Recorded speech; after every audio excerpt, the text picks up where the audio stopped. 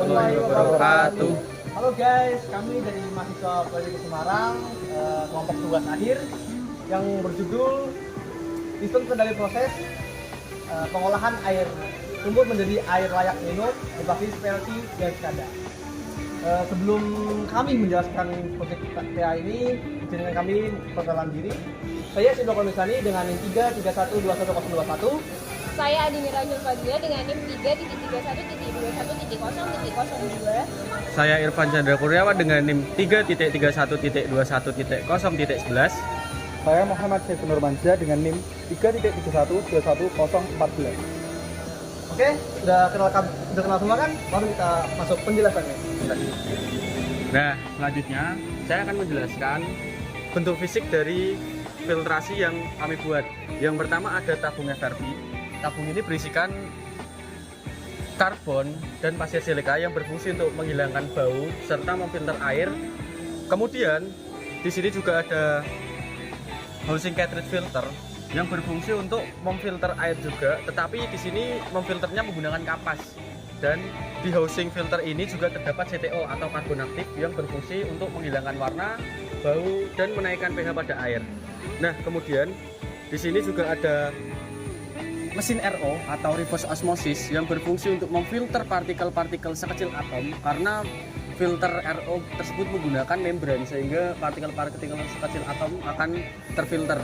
Kemudian di sini juga ada pompa yang berfungsi untuk memompa air ke seluruh rangkaian filtrasi ini, dan di belakang pompa juga ada solenoid valve, dua solenoid valve itu untuk membuka dan menutup ketika pompa bekerja. Nah, selanjutnya ada lampu UV. Ini part terakhir dari filtrasi. Lampu UV ini berfungsi untuk menghilangkan bakteri atau membunuh bakteri saat air mengalir melewati lampu UV berikut. Gimana? Apakah kurang jelas? Jika kurang jelas, langsung saja ke komentar. Nah, setelah dijelasin nama-nama alatnya tadi, sekarang cara kerjanya. Jadi, dari solenoid valve 1 ini, dia akan membuka, kemudian air dari tangki air baku akan berjalan menuju ke tabung FRP yang ini. Kemudian dari setelah sini dia akan berjalan menuju ke housing filter sebelah sini. Setelah dari housing filter dan mengalami filtrasi, dia akan berjalan menuju ke filter RO ini. Setelah selesai memproses di sini, dia akan berjalan ke lampu ultraviolet sebelah sini. Setelah dari sini dia akan naik ke atas ke tangki air jadi di sebelah atas sana.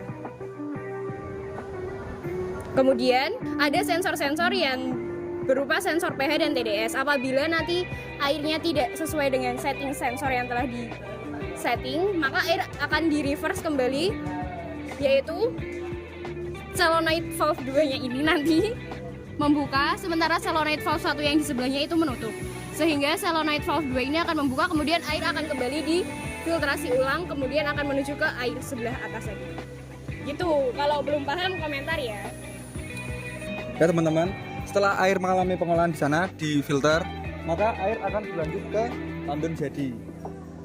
Tandon jadi ini berisi ada sensor TDS, ada sensor pH, dan juga ada WLC. Ketika air mencapai WLC atas, maka dia akan berhenti bekerja, filter juga akan bekerja, lalu sensor pH dan TDS dia akan mulai mendeteksi. Di sini kita ada settingan pH harus mencapai antara 6 sampai 8. Kalau TDS kita mengukur dari 50 sampai 250 sesuai standar layak minum. Lalu jika sensor TDS dan pH tidak memenuhi, maka dia akan langsung reverse ke sana dan dia akan memfilter ulang ke sana. Jika kalian masih ada bingung tentang air jadi, kalian boleh komentar di bawah. Terima kasih. Oke, sini saya akan menjelaskan bagian panel box dulu. Ini sistem kontrol DC semua. Di bagian depan panel dulu ya guys ya. Ini ada ampere meter, voltmeter, dan frekuensi. Untuk di sini ada lampu on system, dan ini ada lampu off system, dan ini lampu on reverse.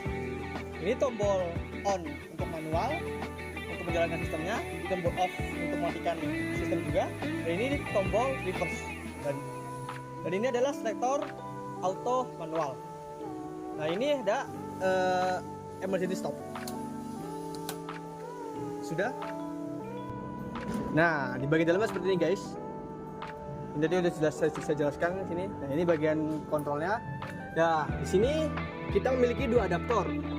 Ini adaptor 24 volt dan ini adaptor 5 volt.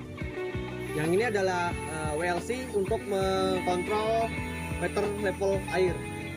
Di sini kita mempunyai MCB 4 ampere, 3 buah relay 24 volt DC, PLC oscill dan Arduino. Dan ada LCD untuk menampilkan sensornya. Oke, saya akan menjelaskan cara kerja dari tugas air kami. Saya akan menjelaskan deskada. Ini akan menunjukkan ini kontrolnya. Oke, kita mode auto dulu. Kita mode auto. Pompa akan berjalan sampai tandon ini penuh. Pompa bekerja dan solenoid satu membuka dan akan menyalurkan dari air baku ini. Air baku terus langsung ke sini melalui filter sampai ini penuh. Ultraviolet jalan. Ketika penuh, jika sensor ini tidak memenuhi parameter, maka akan mereverse. Ini akan mereverse dari tandon air ini, mereverse lagi. Dan solenoid 2 membuka. Oke, kita setelah menyelesaikan mode auto, karena kita mode manual. Kita mode manual, kita klik manual dan tombol on menjalankan sistem lagi. Jalankan sistem, pompa akan bekerja lagi. Pompa distribusi ini, pompa ini dan pompa ini dan sensor ini membuka dan akan memfilter lagi di mode manual. Ketika sudah penuh, misalkan di pH dan TDS ini tidak sesuai parameter, kita akan tombol reverse dan akan mereverse. Kita akan mereverse sampai TDS dan pH-nya itu sesuai dengan yang kita inginkan. Ketika sudah mencapai yang kita inginkan, kita off kan. Cara kerjanya begitu. Dan ini juga kita ada punya ini LCD yang menyampaikan pH dan TDS secara real time dengan menggunakan SCADA Honeywell. Sekian penjelasan dari saya. Kurang lebih mohon maaf. Wassalamualaikum warahmatullahi wabarakatuh. Nah, begitu guys penjelasannya. Kalau ada salah kata maupun ucapan yang tidak jelas kami menjelaskan, mohon maaf ya guys. Oke. Sekian. Wassalamualaikum warahmatullahi wabarakatuh. Dadah.